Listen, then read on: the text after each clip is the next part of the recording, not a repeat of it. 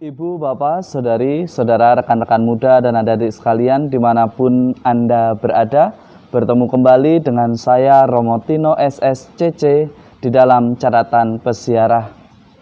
Janganlah di dalam persiaran hidup kita menjadi budak dari dosa. Tetapi benarlah bahwa untuk terbebas dari dosa diperlukan sebuah komitmen agar kita sungguh terbebas karena tipu daya kenikmatan di balik perbuatan dosa. Sebelum kita mendengarkan permenungan dari catatan pesiarah, marilah kita membuat tanda kemenangan Kristus. Dalam nama Bapa dan Putera dan Roh Kudus. Amin. Allah Bapa yang Maha Baik, Yesus Kristus Putramu yang tunggal telah melepaskan kami dari belenggu dosa dan maut. Semoga pengorbanannya membangkitkan semangat hidup kami di dalam persiaran hidup kami untuk terus berjuang melawan tipu muslihat dari dosa yang merupakan kelemahan dari setiap manusia akan kenikmatan. Semoga kami mampu mendengarkan sabda-Mu di dalam langkah hidup kami. Demi Kristus pengantara kami. Amin. Ibu, Bapak, Saudari, Saudara, rekan-rekan muda dan adik-adik sekalian, selamat memasuki pekan baru. Hari ini kita diajak untuk memiliki semangat yang baru karena kita semua sudah ditebus oleh Tuhan kita Yesus Kristus untuk terus memperjuangkan hidup yang baik seturut sabdanya. Kita ini bukanlah anak-anak dari pelayan, tetapi dari perempuan yang merdeka. Sebagaimana dikatakan di dalam surat Rasul Paulus kepada jemaat di Galatia, kita bukanlah anak dari wanita hamba, melainkan dari wanita merdeka.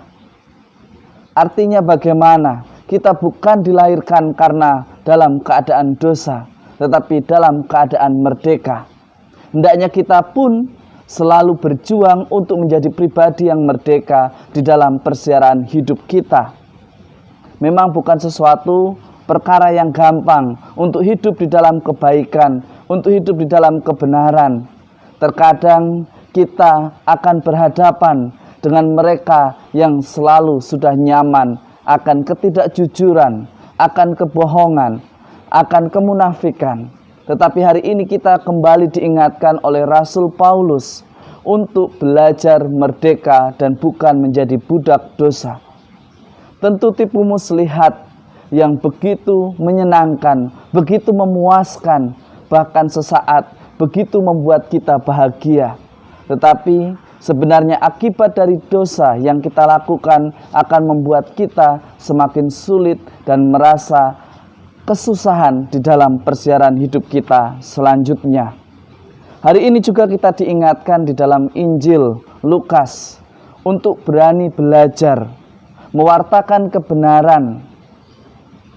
Jangan kita belum mewartakan kebenaran tetapi kita sudah menuntut tanda. Karena iman bukan menjadi kuat karena sebuah tanda, tetapi sebuah kemauan, ketaatan untuk mendengarkan sabdanya, untuk berbuat menjadi pribadi yang lebih baik dan benar, sebagaimana yang Allah rencanakan di dalam hidup kita. Sebagaimana Yesus katakan, tidak ada tanda lagi selain tanda kepada orang-orang Niniwe melalui utusannya. Semestinya di dalam persiarahan orang beriman, tanda tidak menjadi suatu keharusan. Karena orang beriman diselamatkan karena imannya, bukan diselamatkan karena tanda yang dibuat Tuhan. Kalaupun tanda itu terjadi dan membuat kita menjadi sombong dalam hidup rohani, apa gunanya suatu tanda bagi persiaran hidup kita? Yesus menegur dengan keras kepada angkatan yang dihadapinya saat itu, bahwa dia tidak akan memberikan tanda selain tanda Yunus.